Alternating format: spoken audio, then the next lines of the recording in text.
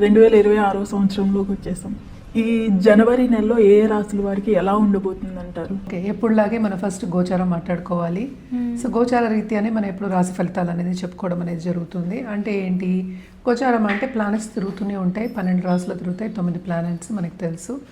So కొంతవరకు ఏంటంటే కొన్ని రాసుల వారికి బాగుంటుంది, కొన్ని రాసుల వారికి అంత బాగుండదు. సో జనరల్గా మాట్లాడుకోవాలి అంటే ఫస్ట్ మనం నేను ఎప్పుడైనా మాట్లాడే స్టార్టింగ్ ఏమో శని భగవాన్తో మొదలెడతాను. శని ప్రస్తుతం ఏంటంటే మీన రాశిలో ఉన్నారనమాట. సో ఆయన ఈ నెల అంతా ఇక్కడే ఉంటున్నారు, ఈ సంవత్సరం కూడా ఇక్కడే ఉంటున్నారు. అలాగే మనం చూసాము అంటే జూపిటర్, నెక్స్ట్ మనకి గురు మహారాజేమో మనకేమో ప్రస్తుతం జెమిని అంటే ఏంటి మిథునంలో ఉన్నారు, ఆయన రిట్రోగ్రేషన్లో ఉన్నారనమాట. ఈ నెల అంతా ఇక్కడే ఉంటారు. తర్వాత మనకి మోస్ట్ ఇంపార్టెంట్ మనం చెప్పుకోవాలి అంటే కనుక సూర్య భగవానుడు సంక్రమణ జరగబోతోంది. అది జనవరి 14కి ఎక్కడ మకరానికి. సో మకర సంక్రాంతి అనేది మనకి స్టార్ట్, అంటే సంక్రాంతి నుంచి మనకి స్టార్ట్ అయినప్పుడు ఉత్తరాయణం అనేది స్టార్ట్ అవుతుంది.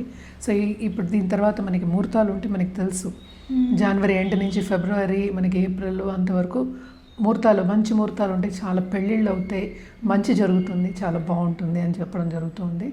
అదొకటి కాకుండా మనం నెక్స్ట్ మనం మాట్లాడవలసింది మార్స్ అంటే కుజుడేమో ప్రస్తుతం మనకి ధనుర్లో ఉన్నారు. మనం మాట్లాడుకున్నాం కూటమి జరుగుతోంది అని చెప్పేసి ధనుర్లో. సో ఆయన ఏంటంటే మనకి 16th జనవరికి ఏంటంటే మకరానికి మూవ్ అవుతున్నారనమాట. అలాగే నెక్స్ట్ మనం మాట్లాడుకోవాల్సింది శుక్రుడు కూడా మనకి ఏంటంటే మనకి ధనుస్లో ఉన్నారు. ధనుస్ నుంచి మనకి మకరానికి 13th జనవరి వెళ్తున్నారనమాట. మళ్ళీ నెక్స్ట్ మోస్ట్ ఇంపార్టెంట్ ప్లానెట్ మనకి బుద్ధి జ్ఞానం ఇచ్చేది మనకి బుధుడు. సో బుధుడు కూడా ఇక్కడ ఏంటంటే ప్రస్తుతం ఆయన ధనుస్లో ఉన్నారు. అంటే 17th జనవరికి ఏమో మకరానికి వెళ్తున్నారు అనమాట. మళ్ళీ ఏంటంటే మొత్తం కూటమి మనకి ఇక్కడ మకరంలో జరగబోతుంది అనమాట. నెక్స్ట్ మనం మాట్లాడుకోవాల్సింది రాహుకేతువులు. రాహు ఏంటంటే ప్రస్తుతం కుంభంలో ఉన్నారు, కేతు ఏమో మనకి తెలుసు సింహంలో ఉన్నారు. సో ఈ రెండు కూడా ఈ నెల అంతా ఇక్కడే ఉంటున్నాయి అన్నమాట. సో ఇదన్నమాట గ్రహచారం. మనం దీన్ని బట్టి మన రాశి ఫలితాలు అనేది మాట్లాడుకోవాలి. ఎప్పటికైనా సరే జనరల్గా మనం ఈ నెల ఏం చేయాలి అంటే కనుక తప్పక ఎవ్రీ డే సూర్యభగవాన్, ఎందుకంటే మేజర్ మూమెంట్ సూర్యుడు ఉంది. అలాగే మనకి ఈ గ్రహాలన్నీ మూమెంట్లు ఉన్నాయి కనుక సూర్యభగవాన్ని రోజు అర్ఘ్యం ఇవ్వడం కానీ, అలాగే ఏంటంటే కాసేపు ఎండలో వెళ్ళి స్పెండ్ చేయడం కానీ చాలా మంచిది. అన్ని రాసుల వారు జనరల్గా మనం చెప్తాం హెల్త్కి మంచిది. అలాగే అర్ఘ్యం ఇచ్చినప్పుడు ఏంటంటే చాలా ఒంటికి కూడా మంచిది. అర్ఘ్యం ఇస్తాం కదా, ఆ నీళ్ళు కూడా తాగుతారు.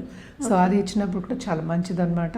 సో ఇది ఫస్ట్ సూర్యభగవానికి కంటిన్యూస్గా పూజ చేయొచ్చు. అలాగే నవగ్రహ చుట్టూ ప్రదక్షిణ చేయడం కానీ, నవగ్రహ పూజలు చేయడం కానీ చాలా మంచిది. మనకి తెలుసు సూర్యభగవానుడు జనరల్గా మనం ఎప్పుడు చెప్పేది సోలార్ సిస్టమ్కి మనం కింగ్ అని చెప్పుకుంటూ ఉంటాం, అంటే అధిపతి కింద నేను చెప్తాను. అన్నీ సూర్యుడి చుట్టూ తిరుగుతూ ఉంటాయని చెప్తూ ఉంటాం, మనకి తెలిసిందే. సో సూర్యుడిని కొలవడం అనేది ఈ నెల అంతా చాలా చాలా మంచిదన్నమాట. ఎవరైనా దేవి పూజలు చేస్తే తప్పక దేవి పూజలు చేయండి, చాలా చాలా మంచిది. అలాగే రుద్రాక్ష విషయానికి వస్తే కనుక తప్పక వీళ్ళ ఏకముఖి రుద్రాక్ష వాళ్ళు తీసుకుని ధరించడం అనేది చాలా మంచిది ఈ నెలలో ఎస్పెషలీ. అలాగే మనకి తెలుసు జనవరి కూడా first month of the year. So ఏకముఖి ధరించడం అనేది మంచిది. అలాగే ఏంటంటే ఎవరైనా నేను ఇందాక చెప్పినట్టు దేవి పూజలు చేస్తున్న వాళ్ళైతే తప్పక ఏ దేవి పూజలు చేస్తున్నా కూడా ఆపద్దు, కంటిన్యూ చేయండి. సో ఇవి జనరల్ రెమెడీస్. ఒక్కొక్క రాశి వారిగా మనం రెమెడీస్ అనేవి మాట్లాడుకోవడం అనేది జరుగుతుంది. సో ఎవరెవరికి ఏల్నాటి శని ఉందో ఇప్పుడు చూద్దాము. ఏల్నాటి శని ఉన్న వాళ్ళు ఏంటంటే మనకి మేషానికి, అలాగే మీనానికి, అలాగే కుంభానికి. సో కుంభానికి ఏంటంటే లాస్ట్ ఘట్టం, అంటే లాస్ట్ 2.5 years. అలాగే మీనానికి సెకండ్ ఘట్టం, ఇంకా ఏంటంటే ఇంకా 5 ఏళ్ళ లోపల ఉందన్నమాట. సో మేషానికి ఏంటంటే ఇప్పుడే స్టార్ట్ అయింది కనుక ఇంకా 6-7 years, ఆల్మోస్ట్ 7 years వరకు ఉంటుందన్నమాట. అలాగే మనం చూసామంటే జూపిటర్ గురు రిట్రోగ్రేషన్లో ఉన్నారు. సో కొంతవరకు కొన్ని రాశుల వారికి ఇబ్బందిగా ఉంటుంది. అలాగే ఏ రాశి వాళ్ళకి బాగుంది అనేది చూద్దాం. ఎప్పుడులాగే మనం చెప్పవలసిన వృషభ రాశి వాళ్ళకి, అలాగే ఏంటంటే మనం చూసామంటే కర్కాటక రాశి వాళ్ళకి, అదొకటి కాకుండా మనం చూసామంటే మనకి వృశ్చిక రాశి వాళ్ళకి, అలాగే ధనుర్ రాశి వాళ్ళకి కొంతవరకు బాగుందన్నమాట. అండ్ ఆల్సో మనం చూసామంటే ఇక్కడ మనకి కుంభరాశి కూడా యాడ్ చేసుకోవాలి. కుంభరాశి వాళ్ళకి కూడా చాలా బాగుంది, ఎందుకంటే జూపిటర్ చూపు ఉంది, రిట్రోగ్రేషన్ అయినప్పటికీ కొంతవరకు వీళ్ళకి కూడా ప్లస్ పాయింట్స్ అనేవి మనకు కనిపిస్తున్నాయి. అంటే ఏలినార్స్ని కూడా ఉంది. సో ఇవన్నీ కాకుండా కొన్ని ప్లస్ పాయింట్స్ అనేవి మనకు కనిపిస్తున్నాయి అన్నమాట. ఇది గ్రహచారం. సో నెక్స్ట్ మనం మాట్లాడుకోబోయేది ఇప్పుడు రాశి ఫలితాలు మాట్లాడుకుందాం. మేడం, ఈ జనవరిలో మేషరాశి వారికి ఎలా ఉండబోతుంది అంటారు? మేషరాశి వారికి కూడా మిశ్రమ ఫలితాలే చెప్పుకోవాలి. కానీ కొంతవరకు వీళ్ళకి ఊరట ఉంటుంది. దేంట్లో ఊరట కలుగుతుంది అనేది చూద్దాము. కెరియర్ పాత్లో వీళ్ళకి మంచి ఆపర్చునిటీస్ వస్తాయి. అంటే ఏంటి, వాళ్ళకి ఓపెన్ అవుతుంది. అంటే ఉన్నత వ్యక్తుల పరిచయం అవ్వచ్చు, లేకపోతే ఎవరో ఒకళ్ళు ఫ్రెండ్స్ చెప్పైనా మంచి పొజిషన్ వచ్చే ఆపర్చునిటీస్ వీళ్ళకి కనిపిస్తున్నాయి. అంటే కెరియర్ పాత్ అనేది కొంతవరకు టేక్ ఆఫ్ అయ్యే ఛాన్సెస్ అనేవి మనకు కనిపిస్తున్నాయి. అలాగే బిజినెస్ పీపుల్ కూడా మనం చూసాము అంటే తెలుసు 12th లార్డ్ కానీ లేకపోతే 9th lord, 12th and 9th lord, like Jupiter ఏమో 3rd హౌస్లో ఉన్నారు. సో క్రియేటివ్ రంగంలో ఉన్నవాళ్ళు, అలాగే క్రియేటివ్ రంగంలో ఉండి బిజినెస్ చేసేవాళ్ళు, సపోజ్ ఆర్ట్ చేసేవాళ్ళు కానీ, లేకపోతే ఇప్పుడు పాటరీ చేసేవాళ్ళు కానీ, లేకపోతే ఏదైనా మ్యానుఫ్యాక్చరింగ్ చేసేవాళ్ళు, 3D ప్రింటింగ్ అనుకో, ఇంకోటి అనుకో, ఇప్పుడు కొత్తగా వచ్చింది AI అనుకో, వీళ్ళందరికీ మంచి ఆపర్చునిటీస్ వచ్చే ఛాన్సెస్ ఉన్నాయి. అలాగే ఏంటంటే ఖర్చులు కూడా చాలా ఎక్కువ కనిపిస్తున్నాయి. మనకి తెలుసు 11th రాహు ఉన్నాడు. అలాగే 11th ఏంటంటే మనకి శని అయ్యారు, ఆయన 12th ఉన్నారు. సో తప్పక లాభము కనిపిస్తోంది మనకి. అండ్ ఆల్సో పోబడి అనేది ఎక్కువ, అంటే ఖర్చులు అనేవి చాలా ఎక్కువ కనిపిస్తున్నాయి అన్నమాట మనకి. అదొకటి కాకుండా మనం చూసాము అంటే 10th అనేది అంటే మకరంలో కూటమి జరుగుతుంది. నేను ఇందాక చెప్పినట్టు సన్తో పాటు కూటమి జరుగుతుంది. అంటే 5th లార్డ్ కూడా ఉన్నారు. సో తప్పక opportunities will be plenty.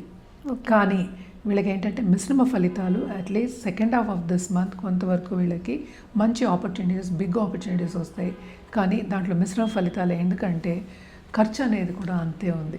So business అయినా ఏదైనా సరే మనం ఖర్చు పెట్టండి మనం ముందుకు వెళ్ళలేము కనుక తప్పక ఖర్చు అనేది ఎక్కువ కనిపిస్తోంది. లోన్స్ తీసుకునే పరిస్థితి కూడా మనకి కనిపిస్తోంది.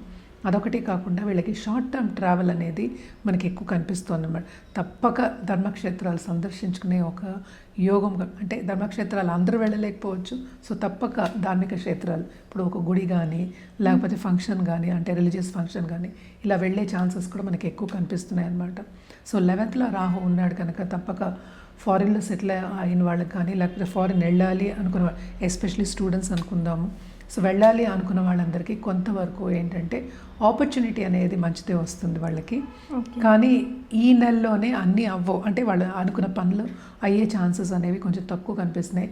ఏదైనా ఖర్చుతో కూడిన పని, శ్రమతో కూడిన పని మేషరాశి వాళ్ళకి. ఓకే, మరి వీరు ఎలాంటి పరిహారాలు చేస్తే బాగుంటుందంటారు మేడం? తప్పక వీళ్ళు ఏంటంటే ఈ నెలంతా నేను ఇందాక చెప్పినట్టు సూర్యుడికి అర్ఘ్యం ఇవ్వడం మంచిది. అండ్ ఆల్సో సూర్యుడిని కొలవడం, నిత్యం కొలవడం మంచిది. ఎప్పటికైనా నిత్యం చెప్తూ ఉంటాను. సాఫ్రాన్ తిలకం అంటే ఏంటి, సింధూరం పెట్టుకోవడం మంచిది. అలాగే ఇప్పుడు హనుమంతుడికి కానీ, హనుమంతుడికి మనం సింధూర పూజ చేస్తాం. సో ఏదైనా సరే ఆ కలర్లో ధరించడం కానీ, especially on a Sunday, and పెట్టుకోవడం కానీ, సింధూరం ధరించడం కానీ చాలా మంచిదన్నమాట.